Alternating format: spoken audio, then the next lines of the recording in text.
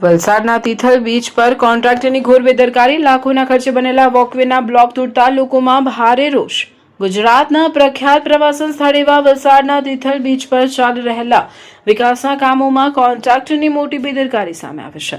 બીચની સુંદરતા વધારવા અને પ્રવાસીઓની સુવિધા માટે લાખો રૂપિયાના ખર્ચે બનાવવામાં આવી રહેલા વોકવે પર મૂકવામાં આવેલા પેવર બ્લોક તૂટી જતા સ્થાનિકો અને પ્રવાસીઓમાં ભારે નારાજગી જોવા મળી રહી છે। મળતી માહિતી મુજબ કોન્ટ્રાક્ટર દ્વારા બીચના વોકવે પર જે બ્લોક લાવવામાં આવ્યા હતા તેને વ્યવસ્થિત અને મજબૂતાઈથી ગોઠવવામાં આવ્યા ન હતા।